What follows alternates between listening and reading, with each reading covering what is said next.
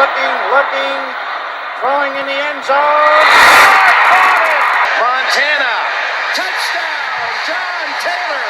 Young to the air, Young to Jerry Rice, touchdown San Francisco. Young stumbles on the way back and fires up the middle. Pass is caught by Owens.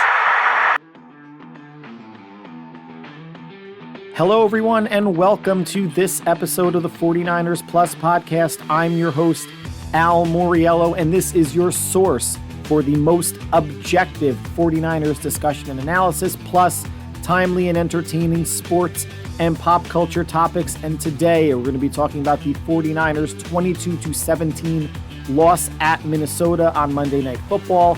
We're going to be going over game stats, big points in the game where San Francisco could have done something different, made a play that would have affected the outcome. We're going to talk about the pass defense that got shredded, the run defense that wasn't much better, the running game, which was non-existent for the 49ers, and how target allocation on offense needs to change. In the plus section, I'm going to be talking about asshole sports parents. Those of us that have had kids, we've all dealt with them, and I did this past weekend. Want to share my experience. Loki Episode 3 on Disney Plus came out last Thursday. I have some thoughts there. And I want to go over 5 games from this previous NFL weekend. Bears, Raiders, Pats, Bills, Browns, Colts, Ravens, Lions, Chiefs, Chargers, and talk about the weekly hyperbolic nature of the NFL. But like always, it starts with the Niners, so let's get right into it. Let's talk Niners. Not good to drop another game, this time again on the road, but this time against an NFC conference foe coming off of the last second loss at Cleveland. The Niners again had a chance twice to either take the lead or win the game against the Vikings, but come up short 22-15. Let's briefly touch upon stats. Total yardage, Minnesota 452, the Niners 325. The Vikings had 5 more first downs, 10 more minutes of time of possession, only committed 1 turnover versus San Francisco's 3. Brock Purdy, 21 of 30, 272 yards, 1 touchdown, 2 interceptions, sacked 1 time. Kirk Cousins, 35 of 45, 378 yards, 2 touchdowns, 1 interception, no sacks, and generally had his way with the 49ers defense. Running the ball, Christian McCaffrey, healthy enough to play, 15 rushes for 45 yards and a touchdown. Second leading rusher, Brock Purdy, 5 for 19 yards. We're going to be talking more about that later. As a team, the 49ers ran it 22 times for 65 yards and 1 score. For the Vikings, Alexander Mattison, 8 for 39. Cam Akers, 10 for 31. As a team, 21 for 74 yards. Receiving, Kittle, 5 for 78. Aiyuk, 5 for 57. Jennings, 5 for 54. McCaffrey, 3 for 51. For the Vikings, Jordan Addison had a huge game, stepping up for the injured Justin Jefferson, 7 for 123 and 2 touchdowns. TJ Hawkinson, 11 for 86 yards. And additional stats or housekeeping analytical items, Pro Football Focus ratings and snap counts were released earlier today, so I'm going to include them on this podcast. Top 5 players on offense for the 49ers, George Kittle with an 89.7, Russ Dwelly an 86.6, although based on 3 snaps.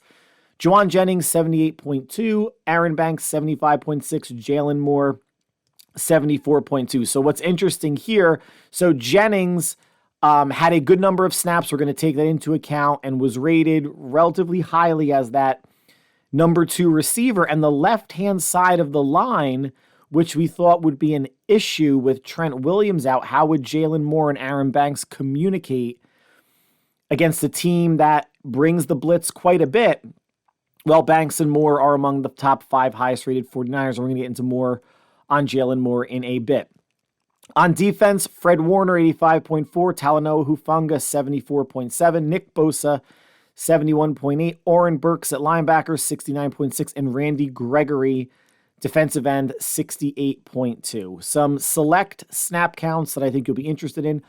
Only 53 total offensive snaps. That really was the Vikings owning the time of possession battle, limiting possessions for the 49ers. Of 53 total snaps, Christian McCaffrey played, you guessed it, 53, coming off of a slight oblique tear, which none of us are doctors, and even if we are looking up what an oblique tear is online, it's still a strain. Anytime you strain anything or sprain anything like your ankle, you are tearing the fibers. So a sprain or a strain of the oblique muscle is a tear. Obviously well enough to play, should heal on its own, and hopefully getting through the Bengal game coming up healthy. Then there's a bye week. Hopefully he'll be 100% for Jacksonville coming off the bye. Eli Mitchell, 4 snaps. No other running back other than Kyle Juszczyk got a snap. I have a lot to say about that coming up. George Kittle, 51 of 53 snaps, got banged up a couple times during the game. Charlie Warner, 21 snaps. Again, he's really embedded as the number 2 tight end, which is such a shame because he offers nothing in the pass. What has Ross Dwelly done to you, Kyle Shanahan, that he had a reception, and he was one of the 5 highest rated players based on only 3 snaps. So he had 1 reception out of 3 snaps that he played, which is a pretty high percentage. But what has he done, Kyle, that you refuse to make Ross Dwelly a receiving threat or option at the tight end position? Because it's certainly not going to be Braden Willis. You're not going to trust a rookie, and Cam Latu is on IR with a meniscus issue in his knee. So these are your 4 tight ends, unless there's an injury and you bring someone else in. You're not using anyone but Kittle, and you're only using Werner in the pass game for blocking. It's wildly limiting your offense. It really, really is. I mentioned Juwan Jennings earlier, 39 of the 53 snaps, so he was like the clear-cut number 2 receiver, at least snap-wise. Ray McLeod, 19 snaps. Chris Connolly, 1 snap. They brought him up from the practice squad, his second elevation. You're allowed to elevate players 3 times from the practice squad before you have to make the decision of keeping him on your active roster, or I'm not sure if it's after the 3rd activation you have to release that player, or he goes back to the practice squad knowing if he plays again for you, it has to be an active roster spot. But I thought he could have added something. Big, fast, veteran receiver. Would have been in a different mold than a Ray McLeod, right? Because he's more of like the gadget Debo, Debo Samuel type role. 1 snap. I didn't even realize he got on the field, so I wasn't surprised that it was 1, but I should have been observant enough to realize that he got on the field at least once. More on that in a little bit. Defensive snaps, 70 overall. Bosa played 64, too high. Talking about defensive ends, Cleveland Farrell, 40. Randy Gregory, 21. Drake Jackson, 15. So again, game 2, Randy Gregory's only been here for 2.5 weeks? He's out-snapping Drake Jackson. Drake Jackson was the heir apparent defensive end on the other side of Nick Bosa. And it is not panning out that way. The amount that the big deal that they made about Drake Jackson putting on good weight, playing at about 270, being able to withstand the rigors of an NFL season, improving his conditioning. If we're going to say, because he's a second-year player and at this point in his career, Cleveland Farrell, 5th-year player, 6th-year player, and Randy Gregory, who's I think 30 years old, so he's been in the league for 7-8 years, are more polished than he is at this point, fine.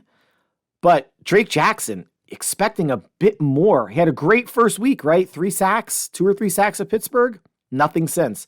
Now, cornerbacks, this is interesting. So obviously we know that Isaiah Oliver, for better or for worse, is locked in as the nickel corner. Maybe that'll change when Samuel Womack comes off of IR. But during this game, no other cornerback got a snap. It was Oliver, Charvarius Ward, and Diamador Lenore. Nobody else. And as far as safeties goes, I'm not sure if anyone got in other than Gibson and Hufanga. I don't know if Jair Brown saw the field, and I don't think George Odom did other than special teams, which makes sense to a certain degree because this is a team without Justin Jefferson. So there might not have been a need for dime personnel. So 4 corners, 2 safeties, maybe 1 linebacker, and 4 defensive linemen. But Kirk Cousins ripped you up. Kirk Cousins went for 378 yards. I'm not going to say another cornerback on the field would have helped the pass defense, but I could sure as hell say it wouldn't have made it any worse. Cousins completed 78% of his passes for almost 380. We're going to be talking about that a little bit more. Let's just start off how the game started, and it felt good. First drive, Charvarius Ward intercepts Kirk Cousins, wrestling the ball away from Jordan Addison inside Viking territory. Niners are starting out well. Purdy's moving it. McCaffrey runs off the left side, fumbles, wore gloves after that. So McCaffrey's fumbled twice this year. It's not wildly egregious, but if Shanahan is not going to play favorites, McCaffrey's got to sit some. I'm just saying it straight up from Kyle Shanahan's standpoint. If he doesn't trust you, then you have to sit. So I would want to see, by that fair is fair logic, Mitchell or Mason get more carries. Remember, this isn't the first time he's fumbled. This isn't the first time he's fumbled in scoring range. Remember against the Giants on Thursday night, the Niners got a really weird fumble recovery along the sidelines where the ball was bouncing around 49er players before they recovered it. McCaffrey gets it down to the 1, has the ball wrestled away as he's on top of a Giants player, turnover on down. Same here. This cost the Niners maybe 6, maybe 7, maybe 3, although Moody did miss his first field goal coming off of the miss against the Browns. Can't have that. And I'm not saying Eli Mitchell would have done any better. Eli Mitchell has never fumbled in his NFL career, but it also helps when you're not on the field a whole lot because of injury. Jordan Mason fumbled once in preseason. Shanahan, get over it. Get over it. I want to see other running backs on the field. I don't care if they're not as dangerous or as dynamic. Gotta get the carries above 30 or 35. That is your brand of football. Only 22 carries all game for 65 yards, a shade under 3 yards a carry. Not going to cut it. And listen, McCaffrey looked healthy. Looked like the oblique strain or tear wasn't bothering him. That's fine.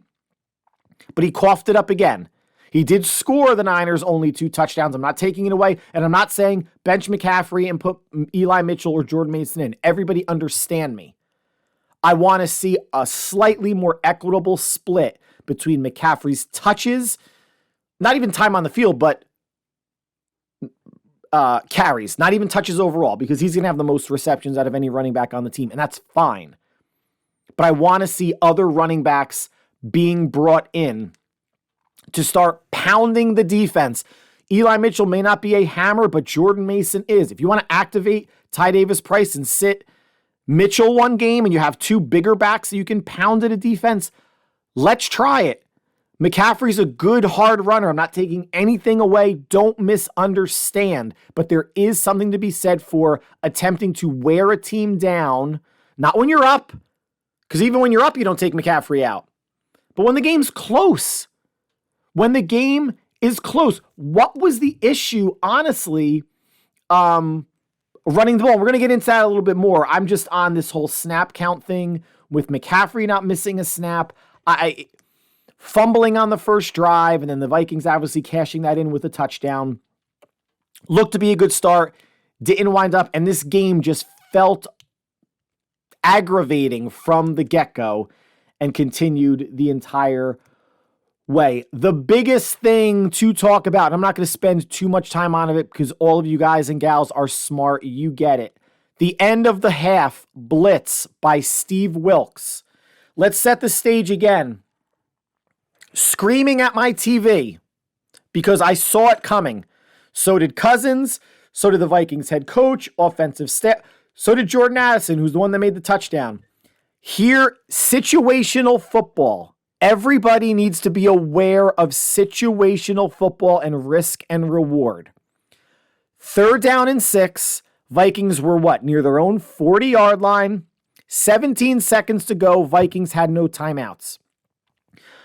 Unless the Vikings complete 2 sideline passes, they are not going to get into nearly good enough shape for a realistic field goal attempt by Joseph.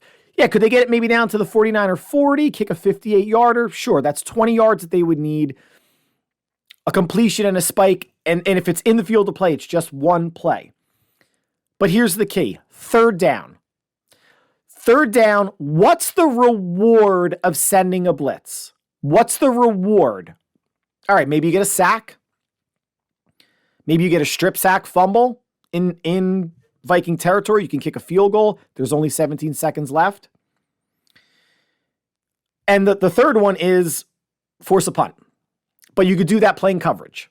So it's really, you want an interception or some sort of a strip sack. Because if it's just a normal sack, it's the same thing. It doesn't matter. The half's going to run out. That's the reward. What's the risk? What you saw happen. Now, that was a ridiculous situation because Charvarius Ward undercut Jordan Addison. The ball actually went through his hands into Jordan Addison's hands, and Ward was trying to wrestle it away. And this time, Addison wins the wrestling match and scores a touchdown. He blitzed 7. There were 3 in coverage and a safety who was shading more to the left. Couldn't get over there in time to the right to help Charvarius Ward out. And it's a touchdown with 6 seconds left in the half. 2 things. It starts with Steve Wilks. And I think Shanahan, there's going to be discussions this week about that. And even Nick Bosa had something to say about that after the game. With 17 seconds left, Vikings no timeouts. They're in their own territory. The worst thing that can happen should be a field goal. That is the worst thing that should happen as a D coordinator. Even if you're playing 3 deep and you give them the underneath, it's probably just going to be one pass. By the time they catch it and run up to the line and spike it, they probably aren't even going to get a field goal off. It's probably going to be a Hail Mary type situation. But no, they send 6 or 7, have a zone coverage, I don't know if it was zone or man behind it, and 1 safety. Cousins is too good of a quarterback. He recognizes it. He gives his receiver a chance because in his mind, it's like, shit, there's only 17 seconds left. If I get picked, it's like a punt. The Niners aren't going to have any time to do anything. They're going to, if he had intercepted it, it would have been with like 12 seconds left. What are the Niners going to do? Assuming Ward doesn't have some huge return, and he would have been tackled. Stupid play coverage, or the other thing that we all know is knock the goddamn ball down, like on a Hail Mary. Hail Mary, situational awareness is, this is the last play of the game. They can only beat us if they win. Don't try to catch the ball and be a glory hog stat padder. Knock it down to win the game. Same thing. The worst thing that probably could have happened was Charvarius Ward getting that first interception in a wrestling match because it made him think, oh, I'm going to get a second the same way. And he undercut it, but it did go through his hands. Just knock it down. You know it's 3rd and 6. You know it's 3rd and 6. Knock it down, force the Vikings to punt, and you get out of there 10-7. Lot of blame to go around. And good for Jordan Addison. He made a really good play and kept his footing as he was fighting with Charvarius Ward to score a touchdown to make it a 2-possession lead going into the half. This game feels so much different 10-7. If Moody had made that 40-yard field goal in, what was it, the first or second quarter, it could have been 10-10 at the half. I would have been happy with 10-7. This is another stupid play where you're not being aggressive, Wilks, you're being reckless. And it's usually Shanahan that's like that way. Offensively. Not today offensive, not yesterday offensively, not at all. But it was Wilks. And he has to have that reputation for wanting to blitz a lot. Didn't work. Didn't work. And we're going to talk about that more in a little bit.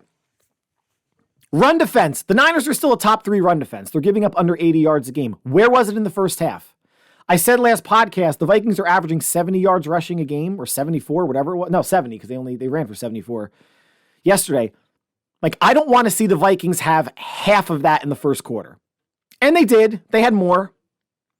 They ran it 21 times, 74 yards. Most of those runs and meaningful runs came in the first half. They ran it some in the second half. I think Madison might have gone out. He might have gotten dinged up, which is why he only had 8 carries. He averaged basically 5 yards a carry. Cam Akers came in. He got 10 rushes for 31 yards, averaging obviously 3 yards a carry. But they couldn't stop the run in the first half when it mattered. And again, this is a team that you know there's no Justin Jefferson, that you would think, okay, they can't run the ball, but maybe they'll try to be a bit more balanced because they're missing their number 1 offensive weapon. There's no balance. They threw it 45 times. Cousins completed 35 of them. 45 passes, 21 runs. The Niners were 30 passes, 22 runs. A little bit more balanced, but then again, they had less possessions because of the Vikings winning the time of possession battle. Run defense got better in the second half. But here's the reason why. The Vikings realized, shit, We don't need to run the ball. We can pass it all over this team. Cousins went nuts. He should not have this kind of passing game with Justin Jefferson. The fact that he had it without Jefferson is a wild indictment on Steve Wilks, the personnel, the scheme, maybe both, one or the other. I'm not sure. And yes, there was a fluky 60-yard play at the end of the half that, bumps Cousins up to 378 minus, and otherwise he'd be around 320. So what? What did I say last podcast for those of you who were listening? Kirk Cousins is going to have his 300 empty yards because Kirk Cousins is a good quarterback. Just keep him out of the end zone. Don't let them score. His first touchdown to Addison was a really well-designed route. Greenlaw didn't get enough depth on his drop, and Cousins dropped it in there for a touchdown. Nicely done.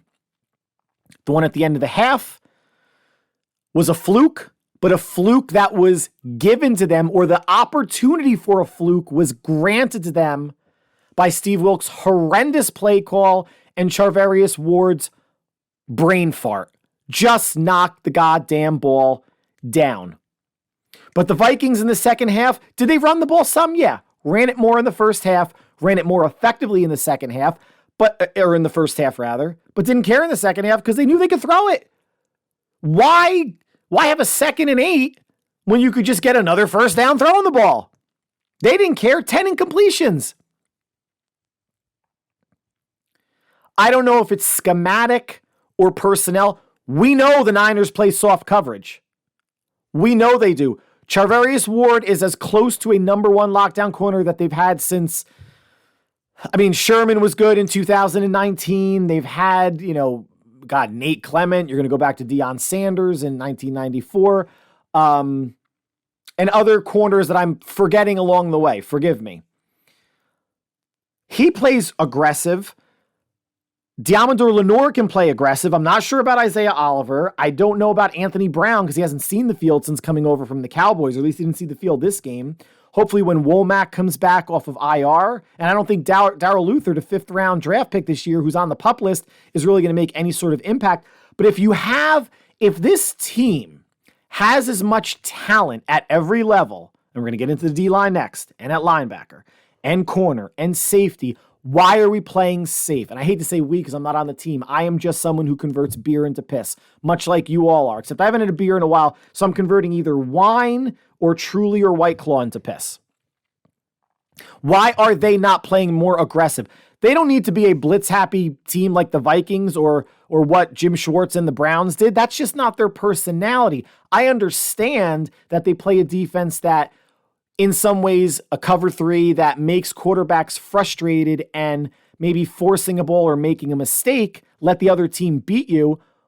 However, when your D-line is getting no pass rush, and why is that D-line? Why is that Steve Wilks? Even Nick Bosa's wondering it. You have Bosa, who should be better than his rookie year, or, technically maybe last year was his MVP year. That might be tough to top. Bosa, Hargrave, who generates pressure. Armstead could do the same. Then whether you have Farrell, Randy Gregory, or Drake Jackson on the other side as your front 4, and then a fresh Kinlaw and Givens giving you some really good and valuable snaps also. No sacks against the Vikings. Vikings have an okay offensive line. They have a good quarterback. And it's not like, how many plays did we see Cousins take a 5 or 7 step drop or have time in the pocket and the front 4 did not get there? The one time they did in the fourth quarter where it looked like Cousins was sandwiched in between a couple Niner players, he squirts through, and I forget if he completed the pass or not, but it was illegal contact on Charvarius Ward anyway, so it didn't matter. No pressure from your front 4. Now, Nick Bosa, I caught a quick clip in the post-game press conference on Bosa's thoughts on blitzing. And he's a very soft-spoken guy, but you could tell he wasn't maybe in agreement. But here's his quote. "It definitely works out sometimes, but we're usually a rush 4 kind of team. But it's a little different this year. Yeah, I don't know." That was the quote. The buts, the uhs, the yeahs, that's what he said. Now, is it a concern for any of us or for Shanahan or for Steve Wilks or other defensive line mates? Nick Bosa has 3.5 sacks in the last 12 games. He's in a bit of a funk. Still deserves the money he got. Let's not go he's overpaid or, he got the bag, so he's not trying it. None of that. None of that.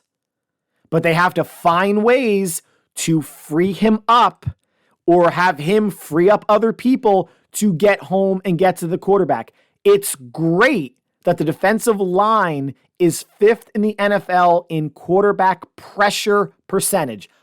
Getting near the quarterback, pressuring, but they are 21st in sack percentage. And Bosa did say, and I don't have this quote written down from what I'm remembering, he's like, I had a couple opportunities to make game-changing plays, meaning sacks. I need to be better. He recognizes it. The D-line does. I'm sure Wilks does. We all see it. We're not seeing this. And for the talk of maybe having a better pass rush in 2019, it ain't close right now, guys. It's not. And you can maybe say the personnel's better. A more polished Bosa. Hargrave and, let's go. Eric Armstead's a couple years older. That's fine. D Ford was the other DN, but he was always hurt. So your rotation between Farrell and Jackson and Gregory should give you something close to the same. And DeForest Buckner and Hargrave, I would say, is a push. Why is it so much worse? Is it automatically... Are teams scheming better for the Niners on their line? Maybe. Are they playing offensive lines better than they did in 2019? Maybe. I'm not going to go in and check. I'm not that much of a football nerd. Could it be Steve Wilks and his schemes? Maybe. And of course, just have bad luck or almost getting there and QB getting rid of the ball, whatever. I mentioned last podcast or 2 podcasts ago when Steve Wilks was asked who calls the D-line stunts. Is it you or defensive line coach Chris Kosorik? And he says, no, everything comes from me. Let's try giving that up. We are more than a third of the way through the season, almost halfway through the season, and the pass rush with 4 does not look good. Moreover, your pass rush with 5 or 6 is also not getting there. So you know what? I would rather rush 4 and play coverage. If you're not going to get to the quarterback anyway, drop as many people as you can into coverage. Whether it's man, zones, flood the field, flood the zone with 7, and hope eventually your front 4 gets there. It's not working now, but neither is 5 or 6. So you might as well just cover. On rundowns, if you want to send run blitzes that you know is going to be fine, or you have a strong suspicion it's going to be a run, that's fine. Steve Wilks has forgotten more about football than I or any one of us will ever know. But we can't have the definition of insanity doing the same thing over and over and it not working. Got to figure out a way to make your really talented front 4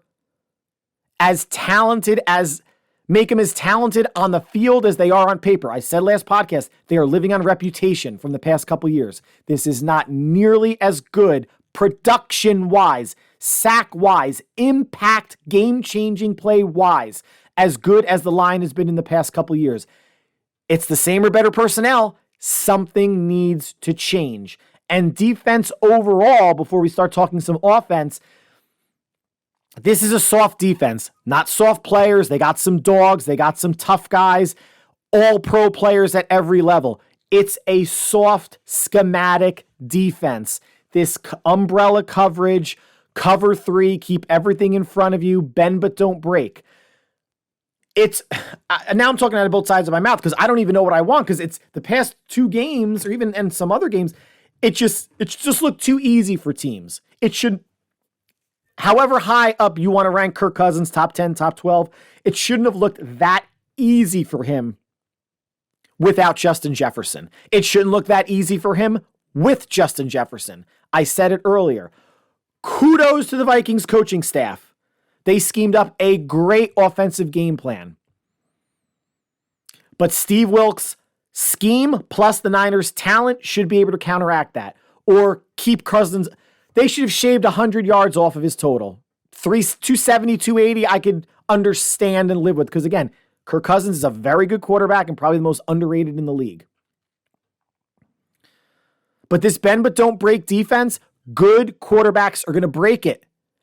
More dynamic offenses are going to break it. And that's what you have coming up this week before the bye with Joe Burrow and Jamar Chase and T. Higgins and Tyler Boyd and Joe Mixon. Then you're going to go to Jacksonville with Trevor Lawrence and Calvin Ridley and Christian Kirk, Zay Jones if he's healthy, Travis Etienne, Evan Ingram.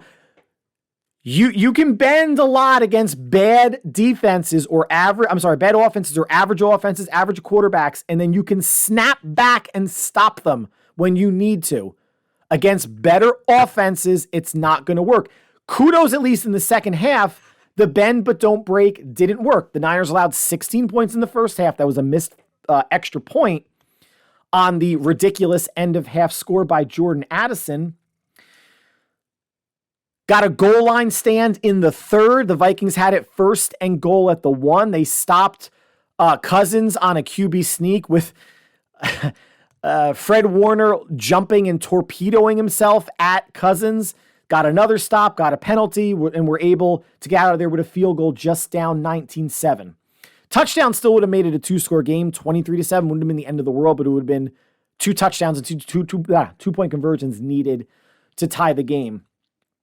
And then they forced another field goal later on to make it 22-14. Still a 1-score game. And then the field goal made it 22-17 before the Niners had their 2 shots at the end. So the defense snapped back a little bit more in the second half, but they couldn't get off the field on third downs. They could not get to Cousins, literally get to him or get to him on the ground. They did not make Kirk Cousins feel uncomfortable. If you do not make good, above average, or stellar quarterbacks uncomfortable, you will pay. And they paid against an offense other than Hawkinson. Yeah, Addison's a nice player. He's still a rookie. I'm not going to be coronating him anything right now. But against an offense that you knew coming in couldn't run the ball, kind of established it in the first half, went away from it because they knew, hey, Niners secondary, you guys suck. I'm just going to throw the ball on you. Now let's flip it around to the offensive side. The O-line played better than expected, right? Only allowed 1 sack. That was either going to be a sack or a throwaway on Purdy as he was rolling left. Danielle Hunter just came torpedoing around the right-hand side of the line and wound up getting to him. Even if he didn't throw it away, if he threw it away, it would have been third down. Otherwise, it was a sack. So it didn't matter. But all in all, the offensive line played well. Jalen Moore in for Trent Williams. We didn't hear his name called at all, right? No penalties. He held up well. Now, maybe it's keeping Kittle in all game to help block, and the 21 snaps that Werner was in to help block, because he wasn't going out into a pattern. So you had probably 6-man lines quite a bit. But Jalen Moore, kudos. All game only allowed 1 pressure and 1 hurry. Well done. Offensive targets. Figure this out. Brandon Aiyuk was basically uncoverable in the first half. Had 5 catches for 57 yards. In the second half, 1 throw his way. The one that hit the ground, that he tried to scoop back up as Purdy was rolling left and threw back around his body. How does Brandon Aiyuk just get 1 target in the second half? How does your number 1 receiver and receiving option that game, in my opinion, get 1 target? I refuse to believe that the Vikings took him away. I highly doubt it. But five targets in the first half, you should have another 5 in the second half. Even if it's a contested throw from Purdy. Give Aiyuk a chance. Disappeared in the second half. Kittle, 5 for 78. Great that he showed up. And I think his receptions were kind of sprinkled relatively evenly between first and second half.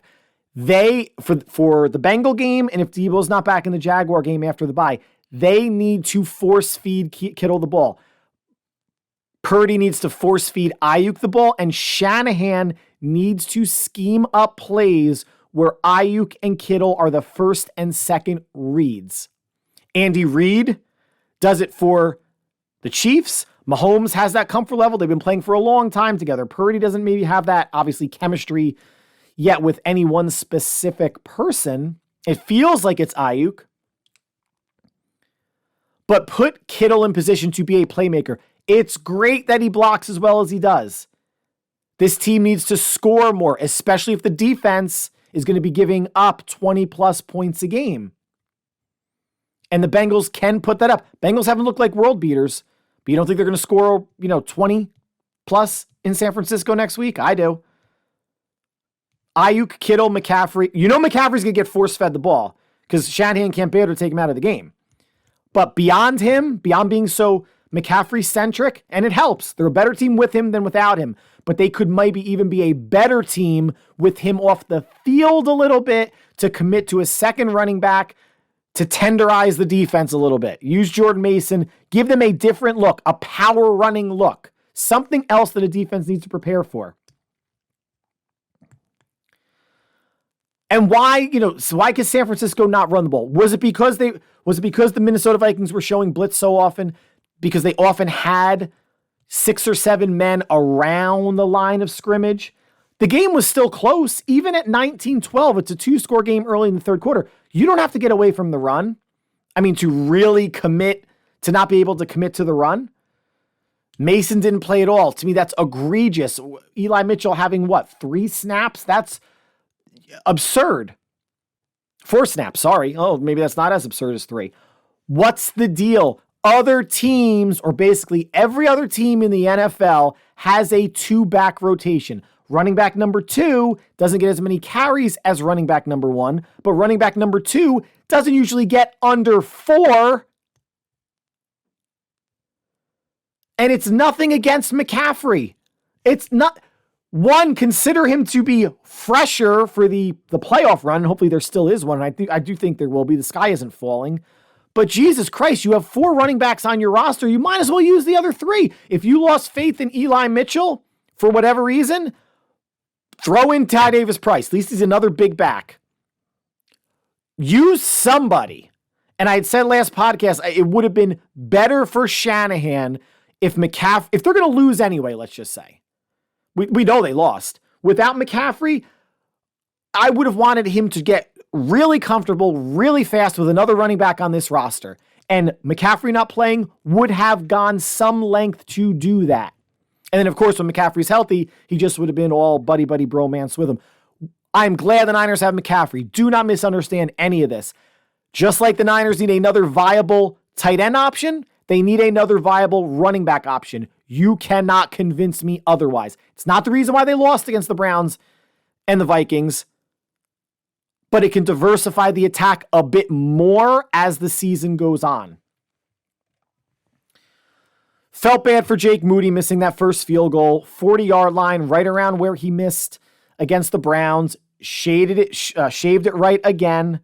Went back and killed a 54-yarder. Kicked his extra point. Hopefully that's all over and done with. Not a big deal. Niners offense didn't do enough, but the defense certainly let them down. And Steve Wilks and Charvarius Ward specifically at the end of the half. So mathematically, that's the difference in the game, right? 22-15. You take that touchdown away, it's a 17-16 game because they missed the extra point. If that touchdown doesn't happen, I cannot butterfly effect, right? In time travel, you just can't assume that you change one thing that it's gonna stay the way everything is, right? Marty McFly goes back in time. His dad punches out Biff. Marty McFly's his dad's a heavier looking author now, and Biff's waxing cars. Things are going to change if that touchdown doesn't happen. The Niners don't automatically win 17-16, but God, you feel just from a moral, emotional standpoint, that is so deflating for a team. And then they come out, they don't do anything with the ball. They give it back to the Vikings, and the Vikings add 3 more. So it's 19-17. The 2 picks that Purdy had, and we haven't talked about him yet. I'm not sweeping it under the rug. First pick, I don't think was...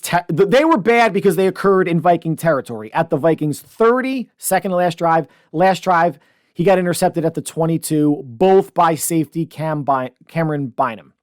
Good for him.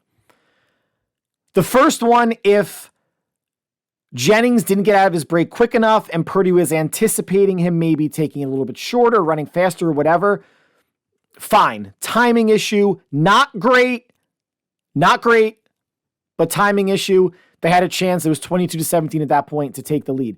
The second pick, the one at the end of the game that ended it, that is an egregious pick to me. When he scrambled to the right, he could not have run because there was someone spying him. He could have just thrown it away. Instead, he threw it not totally across his field, but to the middle of the field to his shortest receiver, Ray McCloud, and tried to get it over the safety. Bad decision. And I was sitting there after each interception, watching it with my older son. He was more upset than me. Maybe I'm getting mature at 45. I mean, it was bound to happen, right? It was honestly like disbelief. Like I couldn't believe that I saw the first pick, and I couldn't believe that I saw the second pick. Not the egregiousness of the interceptions, not how the second one was like, oh shit, you really shouldn't have thrown that. The fact that I saw interceptions at all. And I think that's the part where, and now the narrative is, are you losing faith in Brock Purdy? Is this who Brock Purdy is? It's like, yes, he had a bad game and he shoulders a good amount of the blame for the loss. He does. Those 2 interceptions driving in Minnesota territory, they were killer. The last one was the absolute killer. So the narrative, obviously, there's going to be a lot of Brock bashing this week. And that's okay because he's a 7th round pick. If he was a 1st round pick or a 2nd round pick, wouldn't be nearly as much. We know that because media people are morons. But I'm flipping it. It's not even a flip. It's how I felt last night. I was in disbelief at the interceptions because I'm not expecting him to do that. It's not like with Jimmy, you knew he was good for one boneheaded pick a game, or Dak Prescott, or drawing a blank on other quarterbacks that throws interceptions. Brock doesn't throw interceptions. He's careful with the ball. Him to throw 1 was appalling. Him to throw 2 was earth-shattering. So I felt in a weird way more comfortable about, or I don't know what the right word is, confident maybe in the 49ers QB situation, because it's a QB now that when he throws a pick, you're shocked. That means he's got good equity with me and should have some solid equity with you guys as well. I'm not saying any of this to excuse the 2 interceptions. He's one of the reasons why they lost. But he's not doing this every week. And on the season, he has 11 touchdowns and 3 interceptions. Still one of the best touchdown-interception ratios in the league. I'll take it. How many weeks have I said, bad games are going to come. He's going to lose a game or games, which he has. He's going to throw an interception or interceptions, which he has. It's going to happen. And I'm not even using the Debo as an excuse. Kirk Cousins didn't have the best receiver in football, and he still throws for almost 380. Now, before the season, just to kind of conclude before we get to the plus section, I said San Francisco would go 11-6, that there was going to be some games that they won that they shouldn't, some games that they lose that they shouldn't. And, after the first 5 weeks, everyone was saying, people are saying 15-2, 14-3. This is how the NFL goes. Per Nick Bosa, the NFL humbles you at times. Humbles fans, humbles players for sure. So I think an 11-6 season still feels about right for this team. Could they get absolutely hot and roll off some games? Yeah. But do you have as much confidence in the Bengal game now as 3 weeks ago? At Jacksonville now as 3 weeks ago? Going to Philly, going to Seattle, at home for Baltimore.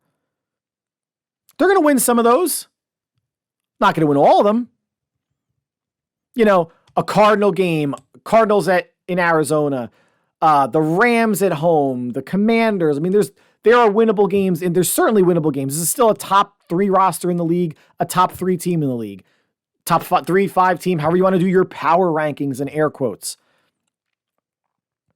It just makes each game now more important because you don't want to keep falling behind Philadelphia, and you don't want to lose and have the Seahawks win and really be biting your nails down the line to see if the Niners can hold on to win the West. The Seahawks are, I know I hate the Seahawks and a lot of fans do, but they are a better team than maybe I think teams want to give them credit for. Plus, they can play that man-up bump challenge receivers that gave San Francisco trouble in Cleveland. Vikings tried that with their blitzing, and they played some zone behind it. But Purdy, 70% of his passes, guys, Still completed 70% of his passes, even with a 2-pick game. Above his average. Picks weren't great. That's the anomaly. First game in his career, he's thrown 2 interceptions. Now, lastly, this is just a point to ponder. Should Deebo have gone on IR? He's got a hairline fracture of something. I don't know if it's his clavicle. I don't know if it's his the ball joint, his shoulder joint that goes, in the socket. It's a ball and socket joint. So he wasn't put on for this game.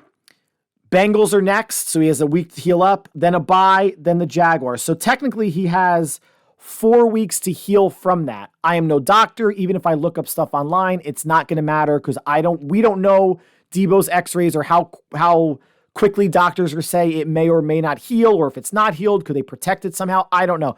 But when have we ever seen a 49er player come back early from an injury? If you want to say, oh, Al, what about McCaffrey this week? All right, it was, again, a tear. Sounds bad to us, but if a doctor says, that's a slight tear, he's fine. Fine. And it was maybe a pain tolerance thing. But why not put Deebo on IR? So he would have been out this game, Bengals, bye week, Jacksonville, and be back for the game after the Jaguar game. You could elevate Chris Conley for those 4 games, so you don't have to worry about keep elevating receivers, because now they're going to go back and forth. It'll probably be Willie Snead this week. Then there's the bye. Then it'll probably be Chris Conley again against the Jaguars. And then maybe Deebo's back. But then by that time, you will have elevated both Conley and Snead 3 times, and you can't do it anymore unless you want to put him on the active roster. I don't know. I didn't agree with that. Yes, Deebo's a big part of the offense. The Niners' injury history, predictions, all that. It never turns out to be what the what the thought is going to be when it comes to injuries like this. Brock Purdy came back a week or 2 early from the elbow thing. That was great. I just don't have faith and trust based on the historical evidence that we've had, and there's been a lot of Niner injuries over the years. So tough loss, still in first place in the NFC West, looking to bounce back against a Bengals team that hasn't looked all that great, struggled with the Seahawks, but beat the Seahawks for the Niners. So thank you for that, stopping them on a 4th down, I think inside the 10 or 15 in Cincinnati 2 weeks ago. It's a team that can play. It's a very, very good quarterback, a very good 3 wide receivers, and a team that can't run. So you know what? They're going to probably take a page out of the Vikings playbook, try to establish the run a bit just to make it look good, and then just throw all over San Francisco. Let's see if Steve Wilks, Chris Kasurek, Kyle Shanahan, and company can do something to get the defense righted a bit. And offensively, 17 points isn't going to cut it. You got to get into the mid-20s, guys. Remember, 30 to start the season, 5 straight games. Let's get back up to 24-27. I'll feel really good about winning any game that they're playing. So that concludes the 49ers section of the podcast. Stick around. We're going to be talking plus section, starting off with asshole parents at kids' sporting events, Loki episode 3, and 5 NFL games, Bears, Raiders, Pats, Bills, Browns, Colts, Ravens, Lions, and Chiefs, Chargers that I have some thoughts on. Stay with us. It's plus time. Okay, for those of you that have kids, let's start off the plus section with something that you probably can relate to, especially if your kids are in sports. Asshole parents that are at sporting events. So yesterday, Sunday, is our flag football day. I coach a 5th and 6th grade team that my son's on, some friends and some kids that have become friends. We are historically a bad team. I was trying to think before the podcast how long that I've been coaching. This is my 6th season. That doesn't mean 6 years or calendar years. There's basically 3 seasons a calendar year, and we started, I think, in 4th grade in the fall, winter, spring, and then 5th grade we did fall and spring, or fall and winter, and then now we're in 6th grade in the fall. This is number 6. So we've been historically bad. We started out as the Steelers for 2 years. Ironically, the best season we had was our first season when I guess everybody was trying to figure out what the heck was going on, and we went 2-4 or 2-5. So that was our high water mark. For a while, 2 wins. We've had seasons where we won no games, 1 game, won one game, tied one game, but no more than 2 wins. And that's fine. As long as, obviously, with any sport, as long as the kids are having fun, learning, and we certainly have gotten better, even though it hasn't really shown in the the scoreboards or the win-losses. Because in some seasons, you're playing against kids that play tackle football. You're playing against kids that have 3 dynamic, for their age, athletes that, sometimes we don't have an answer for, and it's 6-on-6. It's like the NBA. If you have 1, 2, or 3 really good players, they can just run circles around, kids that just aren't as athletic or aren't as fast or coordinated. That's okay. We compete, we're in some games. Kids don't really get down anymore. Usually, maybe a year and a half ago, if we got down 7-0, the kids in the huddle would be all dejected, like, oh, we're going to lose again. We don't have that anymore, which is great. And this is, the best team that we've had. We started out with this as the Steelers for 2 seasons. Then when I realized I can pick my team, then I'm like, all right, we're going to be the 49ers, because that's obviously my favorite team. Ugly gold t-shirts for the kids. I thought they might be red or like a cardinal color, just, something ugly gold. So we kept that for maybe 2 or 3 seasons. Bad luck. And I do believe in like luck or karma or, switching stuff up. I'm like, all right, let's do something different.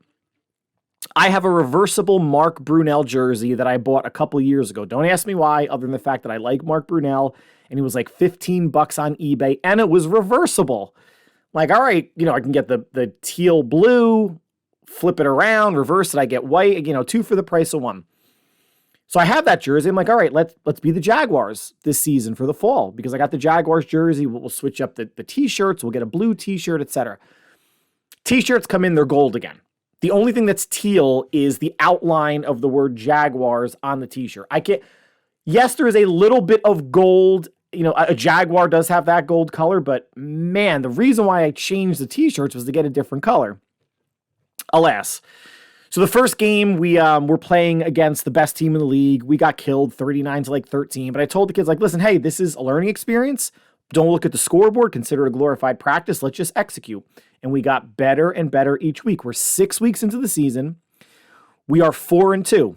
First time we've won more than 2 games. First time we're going to finish with a winning record. And we have a pretty decent chance of making it into the playoffs. Now, that was 3.5 minutes, and I didn't get to the asshole or snowflake parents part of the story. But we're getting there. As we started winning, even after we won our first game, because it was a tight game, or maybe our second game, I made a deal with the kids. I'm like, hey, guys, if you don't want me to yell and coach loudly, just get blown out. Just lie down. Get killed like we did the first game. Doesn't matter. As long as you're having fun, I don't care. But if you want to compete and maybe win some of these games, I'm going to coach you hard and loud from the sidelines. Plus, these are boys, right? Like they're dancing on the field. They're looking up. It's like a dog who sees a squirrel. Like their attention is, you got to be loud to get their attention. Now, I might be louder than a lot of coaches out there, but 1, I'm Italian, and 2, that's how I have to get my team's attention. That's how I know that they're going to respond. They have to make eye contact with me, even if they're across the field, so I know they're paying attention, so I know that they're hearing me. Plus, it is a 25-yard wide field, so if I'm going to get the attention of a kid on the far sideline, I have to yell. It's impossible otherwise. So that was my deal with the kids. If you want to win, and there's 2 other coaches that help out that are awesome. We're all sometimes kind of yelling, or, who's helping defense and offense and whatever. So I'm Italian. You know that already, my last name. I'm a loud and animated coach. We played a decent team yesterday, and we were down 7-0. Scored at the very end of the first half to make it 7-7, which was awesome because then we got the ball. Although we couldn't do much with it, whether it was a late game, cold weather, kids were dropping a lot of passes. And I'm sometimes the coddling coach of like, all right, it's okay, buddy, let's get it next time. But once it becomes a drop parade, then kids are going to get yelled at. It's going to be, hey, Jake, catch the ball. Come on, man, squeeze it, follow your eyes. Do it to anyone. I coach my son the hardest because I can yell at my son more than I can yell at anyone else's son. Although I've gotten the carte blanche, it's okay from all the parents on my team to yell at them as much as they need it because they know their kids, right? All our kids are assholes. Boys, girls, I'm just coaching boys. They're all assholes at times. got to get their attention somehow. Yelling seems to do the trick, right? And I don't think they've, I'm not white noise to them yet. So we actually wind up winning. So there was multiple bad calls during the game. One bad call where a kid, caught the ball on the other team, caught the ball literally like if you put a yardstick down, probably 2 to 3 feet past the end zone back line, that the ref called a touchdown. And it wasn't really the ref's fault. He was behind the quarterback, so he was probably 20 yards away, couldn't see, but it was terrible. 3 of my kids are going nuts on the end line. I'm there with them. I'm like, ref, like, bad call. I'm like, and I'm telling the kids, like, go, like, your job isn't to argue with the ref. I will. I know it's not going to change anything. Totally fine. Whatever. Like, that lasted like maybe 5 seconds, 10 seconds. Touchdown. They're up 14-7. We get the ball back a little bit later in the game with 5 minutes to go. We score to make it 14-13. Don't get the conversion. And then stop them, get the ball back with under a minute left, and we score with 5 seconds left to win 19-14. So after the game, we're shaking hands with everybody. The coach, who's a really nice guy, and I'm not going to say what the team is, but really nice guy, puts his arm around me. He's like, oh, you can't yell that much and get that animated and act that way. I'm like, buddy, you do you, I'm going to do me. Did I yell at you? Did I yell at your kids? Did I yell at your fans? No. So I didn't tell him to shut up. I'm like, just you do you and I'll do me. Like, you're never going to be able to tell me what to do. You have no authority over me. Fine. Have a good rest of the night. Thought it was over, so I'm walking off the field, and asshole parents decide to chirp at me. And anybody out there that's listening that knows me, if you're going to chirp at me, don't be shocked when I chirp back. I don't care if you're a man, woman, animal, a tree that can move like in Lord of the Rings. It doesn't matter. If you want to be that brazen and chirp, let's go. So I had fathers yelling at me. I think it was the wife of the coach. You're yelling so much. You made someone on your team cry, which I didn't. One father saying, oh, I've got it recorded that your touchdown, the guy was out of bounds. I'm like, all right, cool. Show me your touchdown. Your guy was out of bounds too, whatever. You're complaining to the refs and that I'm like, yes, I am, because there were bad calls. It's unfortunate that there's only one ref. There should be 2 refs, but the kid did as well as he can, and well as he did. I think he was like a college kid, and I congratulated afterwards and said, good game, etc. No big deal. Now these parents are saying, as I'm trying to walk off, because I'm just not going to take shit from anybody. It's not the fact that it was one woman that was talking to me like, oh, you're a big guy for talking back to women. No. There was like 3 guys too that if you want to spout at me, I'm going to spout back. I'm not going to turn the other cheek, and I don't deserve to be verbally abused by parents of another team when all their issue is how I'm coaching my team. That's irrelevant. I'm not coaching church choir. And even though this isn't a travel sport, they are 5th and 6th graders. These are big boys now. They could be talked to like an adult or yelled at like an adult. You think a 3rd grade football coach coaches their kids nicely and, oh, it's okay, snowflake, you'll get him next time? No, because I've seen it. I've seen in other travel sports starting in 3rd and 4th grade. I'm going to speak up on the field and off the field if you're going to be coming at me. But naturally, these snowflake parents are saying, well, I hope you enjoy your last season as coaching because we're going to write letters. And I'm like, write your letters. Make sure you spell my name right. And if anything happens out of this, fine, whatever. If I get suspended or I can't coach anymore, whatever. I don't think it's going to come to that because I got a whole lot I could say to the commission about what those parents were saying to me. Assholes and snowflakes at the same time because I didn't, and their coach was very nice. I'm not going to say a bad thing about him. Very nice. But if he's a coach that's not going to raise his voice or whatever, that's his own. Maybe that's why you lost the game, dude. Maybe if you were a little bit more emotionally invested, your team wouldn't have 2 wins and not be that good and lose at the end of the game. All that being said, there's different styles, right?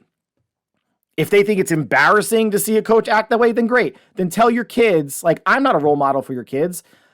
Tell your kids, well, that's a coach and we're not going to coach that way. And they were all huddled around the other coach, the parents, like consoling or saying, that's okay, man. You're the better, because I saw them and overheard some of it. You're the better coach because you did it the right way. What right way? It's not really about wins and losses, but you lost. I got into it more than you. That's not the reason why we won, but too bad. I'm not going to conform.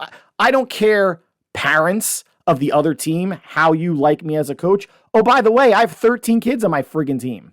More than any team at any grade level. And they all want to play on this team. And I have carte blanche from the parents of, we know our kids don't listen, coach them how you want to. And practices are super fine and fun. And when I have to, be the disciplinarian in practice, because again, these are just kids that act like idiots sometimes, I will.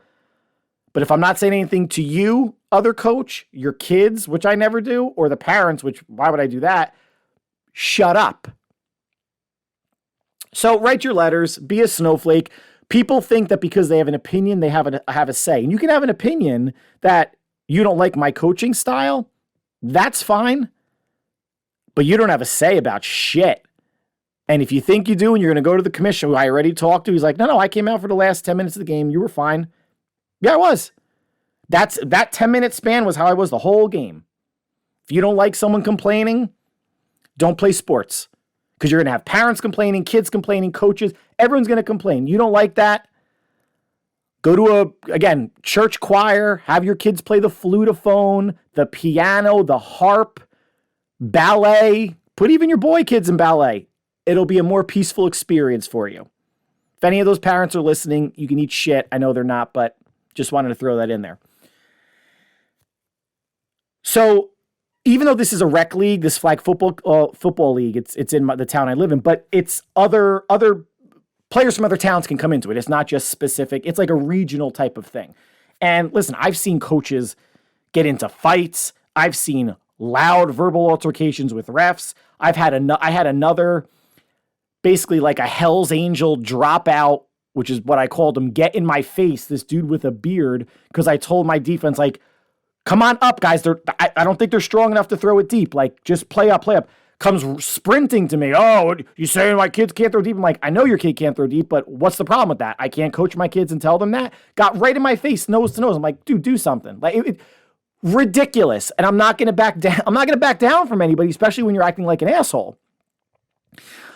So it can get a little intense at times. And I'm at the point while I never ever will condone what I'm about to say, and would never ever do it and never ever condone it. Let me just say that. I understand how people go postal. I understand how Michael Douglas in the movie Falling Down just went nuts on people because other people are exhausting. They're assholes. They're Karens. And the male equivalent is Kevin, wants to complain about anything that's not right. And cool, if you're not a big fan of like a Bobby Knight type of coach, cool.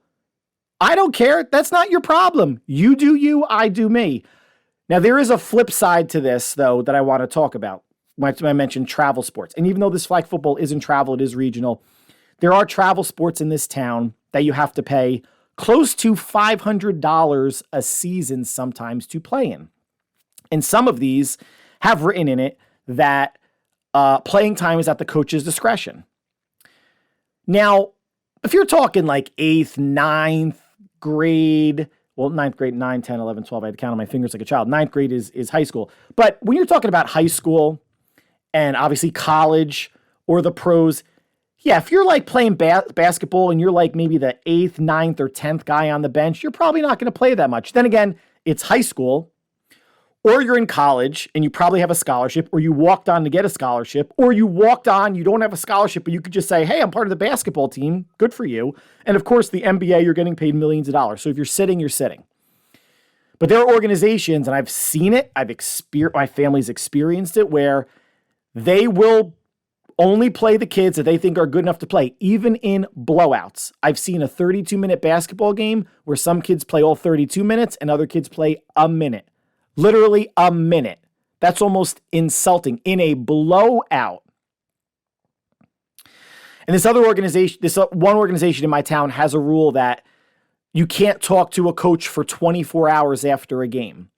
A 3rd, 4th, 5th, 6th, 7th, 8th basketball, well, not going to say just basketball, lacrosse, soccer, whatever, but I know this rule specifically for basketball. Sorry to drop the F-bomb again, but who the fuck are you?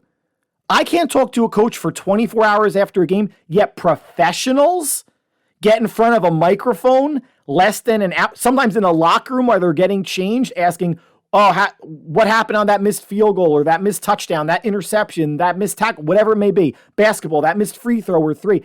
Coaches, same thing, right away. But you can't go to someone. Now, granted, they're volunteers. They're not getting paid. At least I don't think they are. But parents, and I live in a district where parents are super assholes to teachers. And I know this for a fact. Emails, rude in actual face-to-face conversations with teachers. And you're okay doing that to a teacher, but you think a coach is going to get preferential treatment? No way. And I actually had an email altercation with, or not an altercation, but a discussion with someone at the head of another basketball league. My older son was in a basketball league at a certain organization. I couldn't make any of the fundraising dates and times due to my work schedule. And I actually had to travel. So I emailed, and it's one of those situations where sometimes you just don't email back. Like sometimes giving someone a heads up just opens the floodgates for more aggravation and discussion where it's like, if you just ignore them, it'll be fine. But I thought like, oh, this is polite. Let me just let them know, hey, this weekend, if there's a tournament or something, I'm going to be traveling for work. There's nothing I can help out. Let me know at another time if I can help. And I get a terse response back. Are you telling me that you can't find 1 hour to help out at this? I'm like, it's exactly what I'm telling you. If you can read English, that's what I put in the email. The response back I get from the commissioner of the league is exactly this. Well, I hope this doesn't affect your son's playing time because I'm going to mention it to the coach. And, that might not be, the coach might not think that so well. To which my response back was, Steve, thanks so much for putting that in writing. It's always helpful to have a paper trail in case I need to get lawyers involved about you being a jerk and my schedule not being able to participate in a fundraiser is affecting my son's playing time. Thanks so much. This will be very helpful for my lawyers if it comes to it. And then I get an email back all nice, well, I know you're coaching your younger son, so I guess so you're okay. I'm like, yeah, great. People are just jerk off to see how far that they can get, right? So asshole parents, asshole organizations, asshole coaches. So this year, I'm going to be coaching my younger son's 3rd grade travel basketball program at another organization. And if I did it at this asshole organization, I would invoke the same sort of thing. Rec basketball at whatever organization in town or any town that you live in my town or any town you live in, if it's a 32-minute game, they sub every 4 minutes. They make sure everybody plays as equal amount as mathematically possible, and that's what they do in 1st and 2nd grade, and I'm coaching 3rd grade now, so now 2nd graders are going to have to adapt to 3rd grade, where you just can't pick up and run with the ball. You can't double dribble. You can't foul that much, so you actually have to play legit basketball, and I'm sure the refs will give, some, if a kid takes a 3rd step, it's okay, or they'll let some stuff go, I would imagine. Not egregiously, but some stuff. But as the coach, I told people that are trying out, like, here's my motto. If your child makes the team, it means you're paying, so he's playing. And I'm not Pat Riley. I'm not Phil Jackson. Why am I blanking out on any other? Tom Thibodeau, who's the coach of the Nets, or the Knicks right now. Sorry. I don't want to be responsible for keeping track of how much kids play or don't. So if I have 10 kids, which I may not, when we get to about the 4-minute mark and there's a dead ball of each quarter, starting 5 come out, other 5 come in. At the end of the quarter, we flip again. Then we're in the 2nd quarter. Once the 4-minute mark hits and there's a dead ball, at a bat, whatever, we swap again. I want to make sure that everyone's playing because the only way they're playing and kids are, the only way they're learning and they are learning in practice is by playing in a game.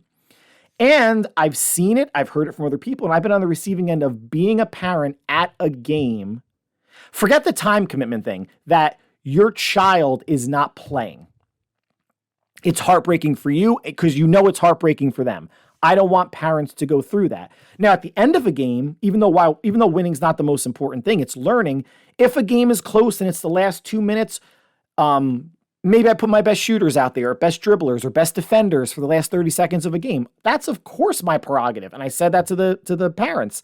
So, are we going to get, there's no way I can guarantee every kid's playing 60 minutes a game. It's mathematically impossible with clock stoppages, right? But if one kid's playing 14 minutes and another's playing 18, are we going to get bent out of shape?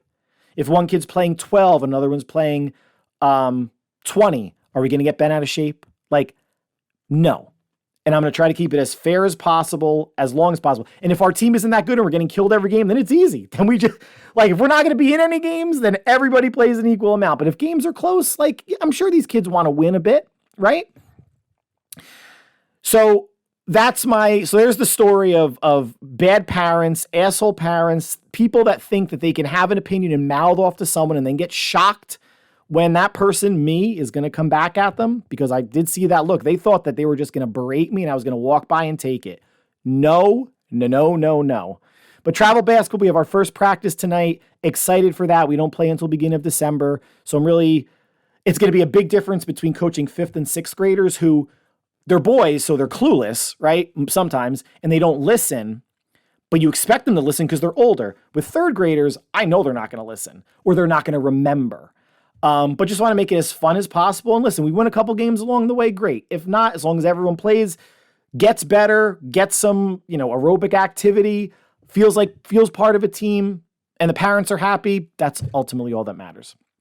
So I went much longer on that than I thought. Let's talk Loki episode 3, which came out last Thursday. So what is that? 4 days ago. Really cool because it opens with a ragtime version of the Marvel Studio theme, before the episode actually kicked off. So it was branded right from the get-go because the episode takes place in the late 1800s at the Chicago World's Fair. And what's ultimately happening is Loki, the main character, and Mobius, who works at the Time Variance Authority, played by Owen Wilson, they're looking for a variant of the Kang character, Kang, who was the big bad at the end of season 1. He kind of controls all of time. And they find him at this World's Fair, a variant, and his name is Victor Timely. And they need him to go with them to the Time Variance Authority because something is happening with the main timeline called the Sacred Timeline, and it's threatening to destroy the TVA. Now, this version of Victor is an inventor. He's inventing stuff with electricity, but he's also a swindler, and he's selling his patents to people, but he's cheating them. He runs out of his demonstration. Loki, Mobius, and other people that have gotten cheated, and others are chasing him. But he eventually escapes with another former TVA agent called Renslayer, along with an AI cartoon character in the shape of a clock, like literally a cartoon character on the screen. And her name is Miss Minutes. And you understand over time that she has a creepy crush on him, which was very creepy and awkward. But you, I guess, understood it through their dialogue that she had a crush on the Kang version of him, the super evil version of him at the end of the timeline. This is somebody different. He's trying to explain that. It was a cool, creepy scene all at once. But eventually, where Victor Timely is hiding, Loki and Morbius catch up with him, along with the female version of Loki called Sylvie. She's a variant of Loki from a different timeline who wants to kill this person. She wants to kill all the variants of Kang to ensure that no variant of Kang comes to power and ruins the timeline. Loki talks her off the ledge, decides not to kill Victor, who then leaves with Loki and Morbius to go to the TVA to help fix. And that's ultimately where the episode ends. What's interesting here, though, is, there's a good, better than average chance that this Victor Timely character is the original Kang. That is the ultimate big bad in Ant-Man Quantumania. He's going to be the big bad in the Avengers, the Kang Dynasty movie in 2 years. He's a harmless character right now. He stutters. He seems like a good character, but that could certainly change, especially when the bad TVA agent, Renslayer, went back in time to give a younger version of this Victor Timely character a TVA handbook.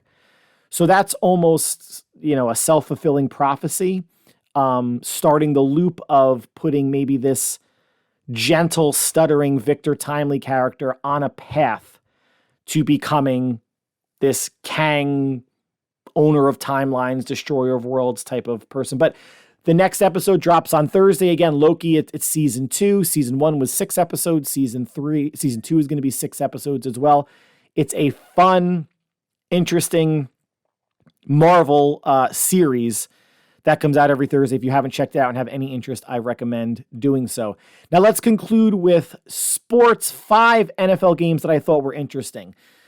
First one was the Bears beating the Raiders 30-12. The Bears had 90 more yards of offense, no turnovers, 3 for the Raiders, 8 more minutes of time of possession for Chicago. And this was without Justin Fields.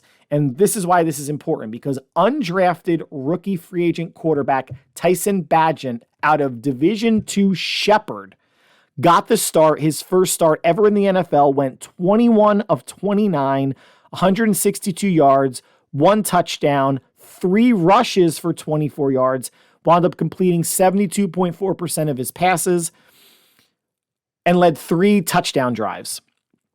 Brian Hoyer for the Raiders got the start in place of an injured Jimmy Garoppolo, 17 of 32, 129 yards, 2 interceptions. Running the ball, the Bears ran it 38 times for 175 yards and 2 scores, certainly helped out their rookie quarterback. The Raiders 14 for 39 yards. So this is similar to the Niners-Browns game last year. Raiders knew that they were going to have an undrafted rookie D2 quarterback starting, could not take the run away from the Bears. The Bears averaged almost 5 yards a carry. The Raiders a little over 2.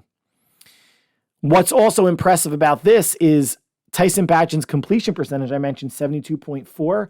In Justin Fields' 35 starts, he's only had 4 games with a better completion percentage. He's overall a 60% completion percentage passer, Justin Fields. Doesn't mean Tyson Bagent's the answer. The Bears still have the number 1 overall pick because the Panthers are winless. And their next pick, I think, is in the top 3 or 5 based on this win that dropped them down some. So they're still on track to probably take a quarterback at the top of the draft. If Caleb Williams comes out from USC, he may just stay in college. He said he can make more in college than he can as a pro quarterback. I don't know if that's mathematically correct. But it was good to see a young player, a Brock Purdy-ish player. Granted, this is different. D2, undrafted, all that good stuff. Brock Purdy was 1 pick away from being undrafted. And who knows where he would have went. And I think for the Jimmy G narrative, now Jimmy G's not a great quarterback. He is an above average quarterback. He's a good quarterback. But he is still so much better than whatever quarterback any team tries to put in instead of him. Hoyer, Trey Lance, Nick Mullins in San Francisco, and it was Hoyer again in Las Vegas. Raiders had no chance. They would have been in this game much more than Jimmy Garoppolo. He is one of, with Jimmy, he's one of the 32 best quarterbacks on the planet. Anybody that's saying otherwise is a hater, but again, not great, but does not get the due and recognition that he deserves, even though he's not having a great season by any means. The next game, Patriots beating the Bills 29-25 in New England. On the last play of the game, Mac Jones 25 of 30 for 272 and 2 touchdowns. Josh Allen 27 for 41, 265, 2 touchdowns and interception. Running the ball, neither team was great. The Pats 24 for 96 and a touch. The Bills 24 for 81 and 1 touchdown. The final drive, Mac Jones goes 8 plays, 75 yards in a minute 46. 1-yard touchdown pass to Mike Gesicki for the win. The Bills got the ball back with like 12 seconds to go, couldn't do anything with it. And the Patriots get up off the mat and beat a Bills team at 4-2 that a lot of people like, who are now 4-3. The Browns wind up beating the Colts 39-38. And this was a week after obviously shutting down the 49ers offense and being told how historic the Browns offense has been through 5 games, and it has been. But then they go to Indianapolis without Anthony Richardson, not like he's any great shakes, but their backup quarterback Gardner Minshew's playing. Colts put up 38 points and 456 yards of offense, 140 more yards of offense than Cleveland. Colts lost because they turned it over 4 times, the Browns only twice. But Minshew 15 of 23, 305 yards, 2 touchdowns, 1 interception, and ran for 2 more touchdowns. But he did lose 3 fumbles and did throw a pick, so he's responsible for all 4 interceptions. Deshaun Watson, quarterback of the Browns, got hurt early. PJ Walker came in, went 15 of 32, 178 yards, no touchdowns, and 1 interception. The Colts and the Browns both ran the ball well, 40 times for 168 yards and 3 touchdowns. That's 4 yards a carry. The Browns 33 times for 150 yards and 3 touchdowns, nearly 5 yards per carry. Browns wind up getting the win at the end. There was some controversial calls on the Colts between a pass interference and a holding in the end zone.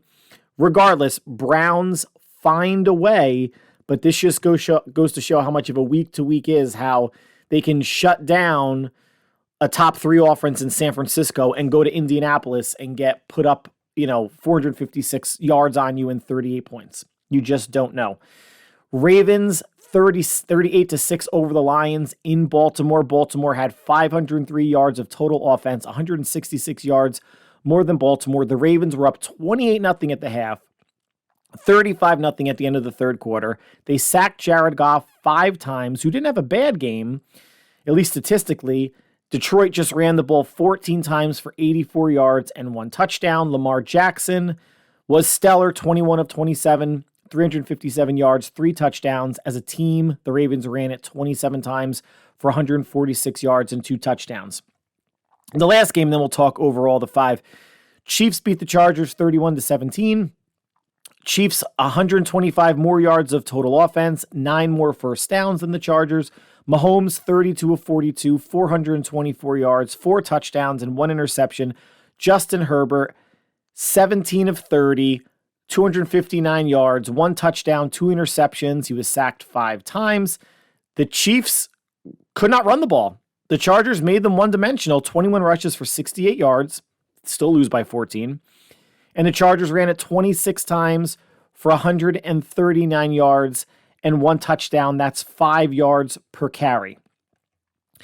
So why did I pick these 5 games? There was a couple blowouts, the Ravens game, the Chiefs game really wasn't close, the Pats and Bills game wasn't sexy, the Bears blew out the Raiders, both had backup quarterbacks. Why did I want to talk about these? We'll talk about the Raiders because of the whole undrafted rookie free agent quarterback situation. I'm not saying he's an improvement over Justin Fields. That was just interesting to me.